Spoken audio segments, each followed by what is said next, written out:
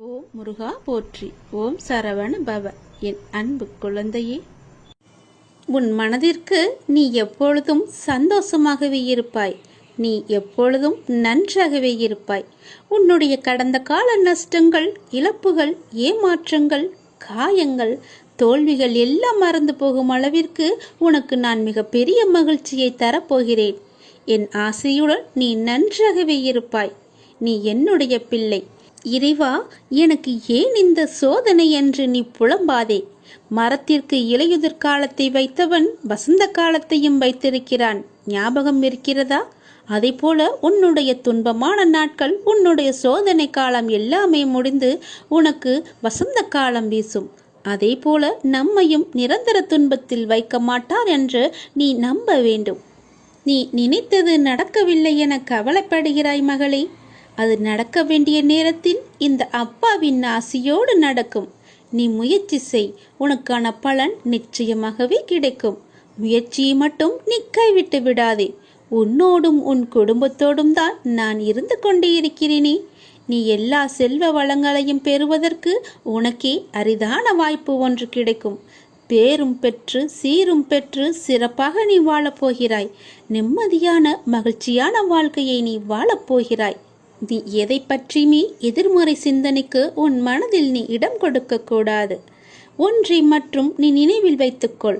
நாம் செய்த புண்ணியமும் தர்மமும் நமக்கு இடம் தெரியாத இடத்தில், இக்கட்டான சூழ்நிலையில் ஏதாவது ஒரு ரூபத்தில் உன்னை காப்பாற்றும். அப்படித்தான் நீ என்றோ செய்த தர்மம் இன்று உன்னை காப்பாற்றி இருக்கிறது. இறைவன் யாருக்கு எதை விதித்துள்ளான் என்பது இறைவனுக்கு மட்டுமே தெரிந்த விஷயம். இறைவன் எழுதாமல் எதுவும் நடக்காது. இறைவனை நாடாமல் எதுவும் நமக்கு கிடைக்காது. முயற்சி மட்டும்தான் நம்முடையது. அதற்கான முடிவு இறைவனின் கையில் இருக்கிறது. அது இறைவனுடையது. அதற்காக நீ வருந்தாதே. எதை இழந்தாலும் அது இன்னொரு வடிவில் அது உன்னை வந்து சேரும் என்று நம்பு. எனக்கு அப்பா செய்வது எல்லாமே என்னுடைய நன்மைக்கு மட்டும்தான் என்று நீ நம்பு. வாழ்க்கையின் சந்தோஷத்தை பிற நபரோடு நீ தேடாதே. உங்கள் சந்தோஷத்தை உனக்குள்ளேயே தேடு. உங்கள் பிறவியின் காரணத்தை தேடு. உங்களின் வளர்ச்சியின் தடைகளை தேடு. நான் என்னும் ஆணவம் தவித்து நதி போல நீ ஓடு. பிடிக்காத செயல்களை கண்டு கொள்ளாமலும், வேண்டாத செயல்களில் உங்கள் கவனத்தை செலுத்தாமலும், தேவையில்லாத கேள்விகளுக்கு நீ பதில் கூறாமலும் இருந்தாலே போதும். உங்களுடைய உடலும் மனமும் ஆரோக்கியமாக இருக்கும். நீங்கள் மற்றவர்களால் தூக்கி எறியப்படும் ஒவ்வொரு பொழுதும் காகிதமாக நீங்கள் விழாதே. விதையாக எழுங்கள், மீண்டும் முளைப்பதற்கு. நம்மை தூக்கி எறிந்து விட்டார்களே என்று கவலையிலேயே அப்படியே வீழ்ந்தே கிடைக்காதே. எழுந்து வா. உன் அப்பாவின் துணையோடு உன் அப்பாவின் கரத்தை பிடித்துக்கொண்டு நீ மேலே எழுந்து வா. எல்லாவற்றிலுமே நீ ஜெயிப்பாய். என்னால் முடியும் என்ற தன்னம்பிக்கையோடு எழுந்து எல்லாவற்றையுமே வெற்றிப்படியாக மாற்றி காட்டு. ஒருவர் இப்படித்தான் என முடிவான பிறகு அவர்களை மாற்ற முயற்சிக்காமல் உங்களை நீங்களே மாற்றிக்கொண்டு அடுத்த நிலைக்கு சென்று பாருங்கள். யாருடைய நிழலுக்குள்ளும் உங்களை பழக்கப்படுத்தி கொள்ளாதிருக்கும் வரை வெயில் உங்களை சுடுவதில்லை. எத்தனை வேகமாய் நம்மை மற்றவர்கள் மறந்து விடுவார்கள் என்பதை நாம் உணர்ந்து விட்டாலே போதும். நாம் நமக்கான வாழ்க்கையை வாழ ஆரம்பித்து விடுவோம். அனைத்திலும் இயல் எதிர்பார்த்த சூழலை புரிந்து கொண்டால் உயரிய நிலையை பெறுவது நிச்சயம் உண்மை. நான் சொல்வது உனக்கு புரிகிறதா? நான் சொல்வது புரியவில்லை என்றால் மீண்டும் ஒரு முறை கேட்டு அதன்படியே நட. உனக்கு வெற்றி நிச்சயம் காத்திருக்கிறது. இந்த விஷயத்தை நான் வெகு நாட்களாக உன்னிடம் சொல்ல வேண்டும் என்று நான் நினைத்து கொண்டிருந்த விஷயத்தை இப்பொழுது நான் உன்னிடம் சொல்லிவிட்டேன். இப்பொழுதுதான் எனக்கே மன ஆறுதலாக இருக்கிறது. இனி நீ பிழைத்துக் கொள்வாய். நான் ஒவ்வொரு வினாடியும் உன்னுடன் தான் இருப்பேன். நீ தனியாக நடப்பதாக நினைக்கிறாயா? உன் பாதை என்பது என்னால் வடிவமைக்கப்பட்டது. என் அனுமதி இல்லாமல் எதுவுமே இங்கு நடக்காது, தெரியுமா? நீ ஏன் எல்லாவற்றையும் உன் தலையில் வைத்து கொண்டிருக்கிறாய்? ஏன் உன் அப்பா நான் உன் வழிகளை தாங்க மாட்டேன் என்று நினைக்கின்றாயா? நீ எப்போது என்னை அப்பா என்று அழைத்தாயோ அப்போதே எல்லா உரிமையும் உனக்கும் எனக்கும் இருக்கிறது. நீ அழும்போது என்னுடைய மனம் துடிக்கின்ற துடிப்பை என்னால் எந்த வார்த்தைகளில் உன்னிடம் கூறுவது என்று தெரியவில்லை. உன் மனவழி, உன் உடம்பில் ஏற்படும் என அனைத்து வழியையும் நீ என் பெயர் சொல்லி என்னால் அதை தாங்க முடியாது, எனக்கும் அதற்கான பலத்தை தாருங்கள் அப்பா என என்னிடம் கேட்கிறாய் அல்லவா? உன் வலியை நான் தாங்க மாட்டேனா? உன் கண்ணீரை காணும்போது அதுதான் எனக்கு மிகுந்த வலியை ஏற்படுத்துகிறது. உங்கள் பெயர் சொல்லி என்னால் எப்படிப்பட்ட கஷ்டம் தரும் சூழ்நிலைகளையும் எளிதாக தாண்ட முடியும் என்று கூறும்போது நான் உனக்கு எப்படி உதவி செய்யாமல் இருப்பேன்? வலி தாங்காமல் சில நேரம் நீ கதறும்போது என்மேல் கோபம் கொண்டாலும் அது உன் மனதிலிருந்து வருவதல்ல. அதன் பிறகு என்னை மன்னித்து விடுங்கள் என்று கேட்டு நீ என் முன் நிற்கும்போது என் மனம் உன்னை எண்ணி கலங்குகின்றது. என் பிள்ளையை இப்படி விதியால் படும் அவஸ்தைகள் என் முன் இப்படி நிற்க வைக்கிறதே என்று. நீ துவண்டு போக மாட்டாய். என்ன கஷ்டம் வந்தாலும் நிமிர்ந்து பறந்து வானமாக மேலோங்கி நிற்கப் போகிறாய். யார் கைவிட்ட போதிலும் என் பக்தனாகிய உன்னை நான் ஒருபோதுமே கைவிட மாட்டேன். நீ எங்கு சென்றாலும் உன்னுடனே நான் இருப்பேன். எதை பற்றியுமே நினைக்காதே. உனக்காக யாருமே இல்லை என நீ வருந்தக்கூடாது. நீ அப்பா என அழைத்தால் உன்னை காக்க நான் வருவேன். நீ நினைத்தது நடக்கும். உன் வீட்டில் நீ நடக்க விரும்பும் சுப காரியங்கள் எல்லாவற்றையுமே நான் நடத்தி காமிக்கிறேன். என் ஆசையோடு நடக்கும். உன் முயற்சிக்கான பலன். வெகு நாட்களாக முயற்சி செய்து கொண்டே இருக்கிறாய் அல்லவா? எனக்கான வேலை வேண்டும், அதற்காக நான் முயற்சி செய்து கொண்டே இருக்கிறேன் அப்பா. எனக்கான சரியான வேலையை எனக்கு வாங்கி தாருங்கள். அந்த வேலையின் பொறுப்பை உங்களிடமே நான் ஒப்படைத்து விட்டேன் என்று என்னிடம் நீ கண்ணீர் விட்டு அழுவாத குறையாக என்னிடம் நீ கேட்டாய் அல்லவா? உன் மனக்குமுறல், உன்னுடைய மனவேதனை, உன்னுடைய மன வலி எவ்வளவு என்பது எனக்கு தெரியும். எனக்காக ஒரு நிரந்தர வேலை வாங்கி தாருங்கள் அப்பா என்று என்னிடம் நீ கேட்டாய் அல்லவா? அந்த முயற்சிக்கான பலனை நான் உனக்கு தரப்போகிறேன். நிச்சயம் அது உனக்கு கிடைக்கும். விரைவாகவே அந்த வேலையில் நீ உன் கையொப்பத்தை இடு. அதற்காக உன்னை நீ தயார்படுத்திக்கொள். இப்போது என்னுடைய ஆசையுடன் நீ முழுமையாகவே காப்பாற்றப்பட்டு விட்டாய். இனி எதற்காகவுமே நீ பயப்படக்கூடாது. நினைத்து கூட பார்க்காத விஷயங்கள் நடப்பதைக் கண்டு ஆச்சரியமடையப் போகிறாய். அமைதியற்ற மனநிலையிலிருந்து வெளிவரப் போகிறாய். என்னுடைய ஆசி என்பதை நீங்கள் உணர்ந்து கொள்ளப் போகிறாய். சரியான பாதையில் என் அப்பா என்னை அழைத்துச் செல்வார் என்ற நம்பிக்கையோடு இத்தனை நாட்களாக நீ காத்திருந்தாய் அல்லவா? அதற்கான பலனோடும் வட்டியோடும் நான் வந்திருக்கிறேன். என்னை தொட்டு எப்பொழுது என்னை அப்பா என்று கூப்பிட்டாயோ அதற்கான முதல் வேலையை நான் செய்ய தொடங்கிவிட்டேன். இனி எல்லாமே உனக்கான வெற்றி பாதையாக மட்டுமே அமையப் போகிறது. நீ கேட்ட வேலை உனக்கு நிரந்தரமாக கிடைக்கப் போகிறது. அதை பெற்றுக்கொண்டு உன் வாழ்வை நீ இனிமையாக பொழுதாக மாற்றிக்கொள். இதுதான் என்னுடைய உனக்கான ஆசீர்வாதம். உனக்கு எப்பொழுதுமே என்னுடைய ஆசியும் துணையும் எப்பொழுதுமே இருக்கும். உனக்கு பக்க பலமாக இருந்து உன்னை காப்பாற்றுவதுதானே உன்னுடைய அப்பாவின் வேலை.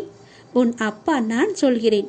உனக்கு தரும் இந்த வேலை நிரந்தரமான வேலை. உனக்கு யார் என்ன கெடுதல் செய்தாலும் அதை அவர்களுக்கே நான் திருப்பி கொடுப்பேன். இதுவே சிவனின் வாக்கு.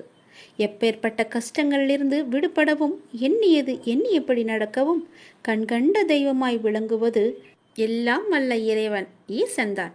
ஆனந்த கண்ணீர் வருகிறது. என் வாழ்க்கைக்கு நீ ஒரு நோக்கம் கொடுத்தாய், அர்த்தம் கொடுத்தாய், பெரிய தோல்விகளை கொடுத்தாய். அதிலிருந்து எப்படி மீண்டு வருவது என்று எனக்கு பாடத்தையும் கற்றுக் கொடுத்தாய். மீண்டு வரவும் வைத்தாய். என் வாழ்க்கை மூலமே என்னை கற்றுக்கொள்ள வைத்தாய். இப்போது தோல்வியில் என் மனம் சமநிலை அடைந்து விட்டது. அதுபோல் வெற்றியிலும் ஆடாமல் என் மனம் சமநிலையில் இருக்க அருள் புரிவாய். எனக்குள்ளிருந்து வழி நடத்தும் ஈசனே, இதை இறுதி வரை தொடர்வாய். நீ என் மூலமாக செய்யும் பணியால் உன் திருப்புகழை நான் அடியவர்களிடம் சேர்க்க வழி தந்தாய். உன் அடியவர்களின் அன்பான மனதில் அடியேனுக்கும் சிறு இடம் தந்தாய். நன்றி ஈசனே, மிக்க நன்றி. திருவாசகம் படிப்பதால் என்ன பயன்? அதன் மந்திர சக்தி என்ன? சிவபுராணம் என்றால் என்ன? அதை தினமும் படிப்பதால் வரும் பயன்கள் என்ன? சிவபுராணத்தின் பெருமைகள். தில்லையில் ஒரு ஆணி மாதம் ஆயில்யம் அன்று சிவபெருமான் அந்தணர் வடிவம் தாங்கி திருநீறு பூசி மாணிக்க வாசகர் தங்கியிருந்த மடத்திற்கு வந்தார்.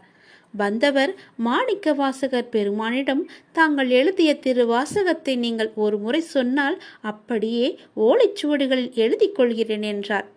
மாணிக்கவாசகர் அமர்ந்து இருந்தபடியே 51 பதிகங்கள் கொண்ட திருவாசகத்தின் 658 பாடல்களையும் சொல்ல சொல்ல பெருமான் எழுதி கொண்டார். எழுதி கொண்ட திருவாசம் அடங்கிய அத்தனை ஓலைச்சுவடிகளையும் பெருமான் நாடரசார் சன்னதி முன்பு வைத்துவிட்டு மறைந்து விட்டார். மறுநாள் ஆனி மாதம் மகம் நட்சத்திரத்தன்று ஆலயத்திற்கு வந்த தில்லைவாழ் அந்தணர்கள் எனப்படும் தீட்சதர்கள் கூத்த பெருமான் சன்னதியில் நிறைய ஓலைச்சுவடிகளைக் கண்டு திகைத்து போயினர். ஓலைச்சுவடிகள் அத்தனையும் எடுத்து பார்த்த தீட்சிதர்கள் கடைசி ஓலையில் மாணிக்கவாசகர் சொல்ல அழகிய சிற்றம்பலமுடையான் எழுதியது என கையொப்பமிடப்பட்டிருந்தது. மீண்டும் திகத்து போய் பெருமான் கருணையை வியந்த அந்தணர்கள் மாணிக்கவாசகர் தங்கியிருந்த இடம் சென்று நடந்தவற்றை கூறி அவரை அழைத்து வந்தார்கள். ஓலைச்சுவடிகளில் உள்ள ஒவ்வொரு திருவாசக பாடலையும் பார்த்து கடைசியில் பெருமானது கையொப்பத்தையும் கண்டு பிரமித்தவராய், ஆம், அடியேன் சொல்ல எழுதப்பட்டதுதான் என்று சொல்லி வந்தது பெருமான் தான் என நினைத்து உள்ளம் முருகி கண்ணீர் சொரிந்தார். தீட்சதர்கள் மாணிக்கவாசகரிடம் ஓலைச்சுவடியில் உள்ள திருவாசகத்திற்கு பொருள் கூறுமாறு வேண்டினார். மாணிக்கவாசகர் மந்தகாச புன்னகையுடன் நடன கோலத்தில் இருக்கும் நடராச பெருமானை காட்டி, இப்பாடல்கள் அனைத்தும் இவர்தான் பொருள் என்றார். அப்படி மாணிக்கவாசகர் கூறியதும் பெருமான் அருகே ஒரு ஒளி தோன்றியது. அதை நோக்கிய வண்ணம் உள்ளே சென்ற மாணிக்கவாசகர் சிவபெருமானிடம் இரண்டர கலந்து விட்டார். ஆக ஆனி மகம் மாணிக்கவாசகரின் குரு பூஜை நாள். நமச்சிவாய என்னும் 5 எழுத்தில் திருவாசகத்தின் முதல் பதிகமான சிவபுராணம் தொடங்குவது. இரண்டாவது சிறப்பு, சிவபுராணத்தின் முதல் 6 வரிகள் வாழ்க என முடியும். மூன்றாவது சிறப்பு, அதை அடுத்த 5 வரிகள் வெல்க என முடியும். 4வது சிறப்பு, அடுத்த 8 வரிகள் போற்றி என முடியும். இவ்வாறு 6, 5, 8 என அமைந்திருப்பது திருவாசகத்தின் 658 பாடல்களை குறிக்கின்றது. சிவபுராணத்தின் 32வது வரியில் மெய்யே உன் பொன்னடிகள் கண்டின்று வீடுற்றேன் என பாடியிருப்பார். இது மாணிக்கவாசகர் 32 வயதில் முக்தி அடைந்ததை சூட்சமாக குறிக்கும். திருவாசகத்தின் 18வது வரியான அவன் அருளாலே அவன் தாழ் வணங்கி என்பது படிப்பவர் அனைவரையும் உருக்குவதாக இருக்கும். ரமண மகரிஷி திருவண்ணாமலையில் தமது தாயார் உடல் நலமின்றி இருந்த கடைசி நாளில் அன்னை அருகே அமர்ந்து தொடர்ந்து திருவாசகம் படித்தார். அன்று இரவி அவரது அன்னை முக்தி அடைந்தார். காஞ்சி மகா பெரியவரிடம் குழந்தை இல்லாத ஒரு தம்பதி சென்று தங்கள் குறையை கூறினர். பெரியவர் திருவாசக புத்தகத்தை கொடுத்து ஒரு குறிப்பிட்ட பதிகத்தை தினமும் படிக்கச் சொன்னார்.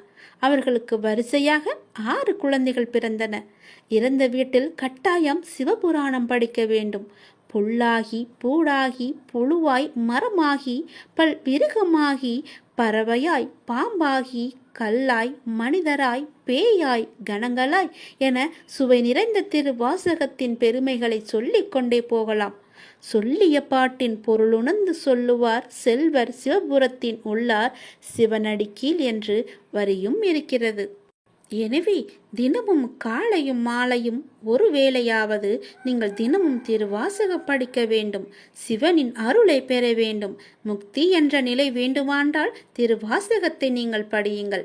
அல்ல ஓதுவார் ஓத அதை கேட்டுக்கொண்டாக இருங்கள். உனக்கு யார் என்ன கெடுதாலும் அதை செய்தாலும் அதை அவர்களுக்கு திருப்பி கொடுப்பதுதான் சிவனின் வாக்கு. இதை நீங்கள் பின்பற்றி வாருங்கள். எல்லோருக்குமே நீங்கள் நல்லது மட்டுமே செய்யுங்கள். எதுவுமே நிலையில்லாத இந்த பிரபஞ்சத்தில் உங்கள் கவலைகளும் கூட நிரந்தரமில்லை என்பதை நீங்கள் உணர்ந்து கொள்ளுங்கள்.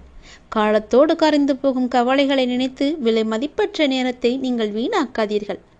கோடி கோடியாய் கொட்டி கொடுத்தாலும் ஓடும் காலத்தை யாராலுமே நிறுத்த முடியாது. காலம் யாருக்காகவுமே காத்திருப்பதும் கிடையாது. எவ்வளவு கவலைப்பட்டாலும் கடந்த காலத்தை மாற்ற முடியாது. நடந்து முடிந்ததை நினைக்காமல் நடக்கப் போவதை நீங்கள் பாருங்கள். ஓடிக்கொண்டிருக்கும் உங்கள் வாழ்வு இன்று என்ற பொக்கிஷத்தை இப்போது உங்கள் கையில் இருக்கிறது என்பதை நினைத்து வாழ்ந்து தீர்த்து விடுங்கள். மற்றொருவரை போல நீ இருக்க நீ நகல் அல்ல. மற்றவரின் சக்தியை விட உன் சக்தி அதிகம் என்பதை நீ உணர்ந்து கொள். உன்னை உனக்குள்ளே தேடிப்பார். உலகமே உன் புகழ் பேசும். சக்திகளை விட்டு ஒழித்து சக்தி கொண்டு நீ முன்னே வா. வெற்றி நிச்சயம். இன்றைய மனிதர்களில் அதிகம் பேர் ஏதாவது ஒரு கவலையுடன் தான் வாழ்ந்து கொண்டிருக்கிறார்கள். சிறு தடையையும் பெரிதாக எண்ணி கவலைப்படுகிறார்கள் அநேகமானவர். இதற்கெல்லாம் காரணம் அவர்கள் மீதே அவர்களுக்கு நம்பிக்கை இல்லாததுதான். நமக்கு நண்பனும் நாமே, பகைவனும் நாமே என்று சொல்வதுண்டு. அதாவது யார் ஒருவர் தன் பலவீனங்களை முறியடித்து வெற்றி பெறுகிறாரோ அவரே தனக்குத்தானே நண்பராகிறார். யார் ஒருவர் தன் பலவீனங்களை வெற்றி பெற முடியாமல் தவிக்கிறாரோ அவர் அவருக்கே எதிரியாகிறார் என்று அர்த்தம். பெரும்பாலான நிகழ்வுகளை ஆராய்ந்து பார்த்தால் ஒவ்வொரு தடையும் ஒவ்வொருவருக்கும் வெற்றியை மறைத்து வைத்து இருக்கிறது என்பது உங்களுக்கே தெள்ள தெளிவாக புரியும். அதுபோன்றுதான் தோல்வியும். தோல்வி என்பது நம்மை மாற்றி அமைத்து கொள்ள வேண்டிய அறிவிப்பு என்று கூட சொல்லலாம். செல்வத்தை இழப்பது ஒன்றையும் இழப்பதாகாது. உடல் நலத்தை இழப்பது சிறிதளவு இழந்ததாகும். ஆனால் நம்பிக்கை இழப்பது எல்லாவற்றையுமே இழந்ததற்கு சமம் என்று சொல்வார்கள். நம்பிக்கை இழந்து நீ காணப்பட்டால் உன்னிடம் ஒன்றுமே இல்லாதது போன்று உனக்கே தோன்ற வரும். தடைகளை வெல்வது எப்படி என்று கேட்காதே. இதை எறும்புகள் நமக்கு கற்றுத்தருகின்றன. எறும்புகளை ஆராயும் உயிரியல் நிபுணர் ஒருவர் எறும்புகளை ஆராய்ந்து கொண்டிருந்தார். ஒரு எறும்பு தன் வாயில் நீளமான உணவுப் பொருட்களை சுமந்து கொண்டு சென்றது. தரைவழியே சென்று கொண்டிருந்த அந்த எறும்பு ஒரு வெடிப்பை பார்த்துவிட்டு திடீரென்று நின்று விட்டது. மேலே செல்ல முடியாமல் தவித்தது. சிறிது நேரம் கழித்து தான் சுமந்து வந்த இரையை வெடிப்பின் மேல் வைத்து அதன் மீது ஊர்ந்து சென்று வெடிப்பை கடந்து சென்றது. பின்பு அந்த இரையை கவ்விக்கொண்டு சென்று விட்டது. எறும்பின் அறிவை நீ பார்த்தாயா? எறும்பின் அறிவு வியப்பை அளிப்பதாக உள்ளது அல்லவா? துன்பம் ஏற்பட்டால் அந்த துன்பத்தையே நீ பாலமாக வைத்து முன்னேற கற்றுக்கொள். நாம் எறும்பிடமிருந்து இதை கற்றுக்கொள்ள வேண்டும். ஒரு மிக சிறிய உயிரியான எறும்பின் தன்னம்பிக்கை நமக்கு இருந்தால் கூட போதும். எந்த தடையும் வெல்ல நம்மால் முடியும். கவலையும் காணாமல் போய்விடும். எத்தனை தடைக்கற்கள் குறுக்கிட்டாலும் உள்ளத்தில் நம்பிக்கை மட்டும் இருந்து விட்டால் போதும். உங்களின் வெற்றியை யாராலுமே தடுக்க முடியாது. தன்னம்பிக்கையோடு செயல்படு. தடைகளை எல்லாம் கடந்து வெற்றியை நீ சுவைத்துக்கொள். பொறுமையை விட மேலான எந்த ஒரு தவமுமே கிடையாது. தோல்விகள் உன்னை சூழ்ந்தாலும் இருளை விளக்கும் கதிரவன் போல அதனை நீக்கி அடுத்தடுத்த வெற்றி படியில் நீ முதலடியை எடுத்து வை. முடியும் வரை அல்ல, உங்கள் இலக்கு எதுவென்று உனக்கு தெரியும் அல்லவா? அந்த இலக்கினை நீ அடையும் வரை வெற்றி படியை தொட்டு கொண்டே சென்று கொண்டேரு. உனக்கு உன் வாழ்வில் வெற்றி படி நிச்சயமாகவே கிடைக்கும். வெற்றி கிரீடம் உனக்காக மட்டுமே அங்கு இருக்கிறது என்று நம்பி, என்னை நம்பி முழு நம்பிக்கையுடன் செயல்படு. நிச்சயம் உன் வாழ்வில் வெற்றி நிலைத்து நிற்கும். யார் யாருக்கு என்ன தேவை என்பது அப்பாவுக்கு தெரியும். அதை அவர்களுக்கு கண்டிப்பாக கொடுப்பார். இங்கே தேவையானது பொறுமையும் நம்பிக்கையும் தான். பொறுமையோடு காத்திருந்தால் அவர் அருள்மழை நிச்சயம் உங்கள் மீது பொழியும். அது நாம் எதிர்பார்த்ததற்கு மேலாகவே இருக்கும். நாம் செய்யும் காரியங்களின் பலனையே நாம் திரும்ப அடைகின்றோம். நல்லதாக இருக்கட்டும், அது கெட்டதாகவும் இருக்கட்டும். நல்லதும் கெட்டதும் நம் செயல்கள் மூலமே நமக்கு விளைகின்றது. முன் செய்த பாவ புண்ணிய பலன்களை நாம் இன்று அனுபவிக்கின்றோம். கலங்கக்கூடாது. நான் இருக்கிறேன் என்று உன் மீது நம்பிக்கை வைக்க வேண்டும். என் மீதும் நீ நம்பிக்கை வைக்க வேண்டும். உன்னோடு எங்குமே எப்போதுமே நான் இருக்கிறேன் என்ற நம்பிக்கையை நீ வைக்க வேண்டும். நீ சொல்லாமலேயே உன் பிரச்சனைகளை நான் அறிவேன். எந்த ஒரு மனதில் அன்பும் அக்கறையும் நிறைந்திருக்கிறதோ அந்த மனம் பிறர் துன்பம் உணரும் தெய்வீகமாகும் என்பதை நீ உணர்ந்து கொள். நாம் செய்யும் காரியங்களின் பணையே நாம் திரும்ப அடைகின்றோம். நல்லதும் கெட்டதும் நம் செயல்கள் மூலமே நமக்கு திரும்ப கிடைக்கின்றது. நீ இன்று ஒரு நல்லது செய்தால் அது பல மடங்காக நல்லது உனக்கு கிடைக்கும் எதிர்காலத்தில். நீ இன்று ஒரு துன்பம் சிறிதளவு செய்தால் அது பல மடங்காக பல துன்பமாக உனக்கு பெருகி வரும். அதனால் இன்றே நீ நல்லது செய்ய முற்படு. முன் செய்த பாவ புண்ணிய பலன்களை நாம் இன்று அனுபவித்துக் கொண்டிருக்கிறோம். கர்மா என்ற மூலம் கலங்காதே. நான் இருக்கிறேனே உன்னோடு எங்குமே எப்போதுமே. உன் வாழ்க்கையில் நீ எங்கும் எதையும் தேடிச் செல்ல வேண்டாம். உனக்கான அனைத்தும் நிறைந்த விஷயங்களாய் நான் உன்னுடன் இருக்கின்றேன். மற்றவர்களை நம்பி வாழ்வது சுயமரியாதை இல்லை என்று நினைக்கும் போது என் குழந்தை என்னிடம் மட்டும் உரிமையாக கேட்பதை பார்த்து நான் ஆனந்தப்படுகிறேன். நீ என்னை அப்பாவாக பார்ப்பதால் தானே என் மீது முழு உரிமை வைத்திருக்கிறாய். என் குழந்தைக்கு என்ன தேவை என்பதை நான் பார்த்து பார்த்து அள்ளி அள்ளி கொடுத்து வாழ வைக்கப் போகிறேன். அப்பா, எனக்கு பிறர் உலகப் பொருட்கள் மீது எல்லாம் எனக்கு கவனம் வேண்டாம். நான் உங்களையே எண்ணி வாழ வேண்டும் என்று நினைக்கும் என் பிள்ளையை என் உயிராய் நான் தாங்குவேன். உன்னை உனக்கான நிழலில் நான் வாழ வைப்பேன். உனக்கான சாம்ராஜ்யத்தை நான் உருவாக்கி காமிக்கின்றேன். அனைத்தும் உன் வாழ்வில் வெகு விரைவில் கிடைக்கப் போகிறது. நீ கேட்டது உனக்கு கிடைக்கப் போகிறது. உன்னுடைய வளர்ச்சி என்பது வானத்தில் மின்னும் நட்சத்திரமாய் ஜொலிக்கப் போகிறது. உன் சிரிப்பில்தான் என்னுடைய சந்தோஷம் இருக்கின்றது. உனக்கான வானமாய் நான் உன்னிடத்திலும் உன் வாழ்க்கையிலும் நான் எங்குமே உன்னை சூழ்ந்து இருப்பேன். உன்னை உன் வாழ்வில் ஜொலிக்க வைப்பேன். நீங்கள்தான் என் உயிர். உன் அன்பில்தான் என்னுடைய நிம்மதி இருக்கின்றது. உன்னை என் உயிராய் நான் காத்து கொண்டிருக்கிறேன். இனி எல்லாமுமாக உனக்கு நான் எப்பொழுதுமே இருப்பேன். நீ எல்லா வளமும் பெற்று சீரும் சிறப்புமாக வாழப்போவதை நான் கண்குளிர பார்க்கப் போகிறேன். உனக்காக உன்னுடைய எல்லாம் வல்ல இறைவன் நான் இருக்கிறேன். என் துணை என்றும் எப்போதும் எங்குமே உனக்கு என்று நீ சந்தோஷமாகவே வாழ்வாய்.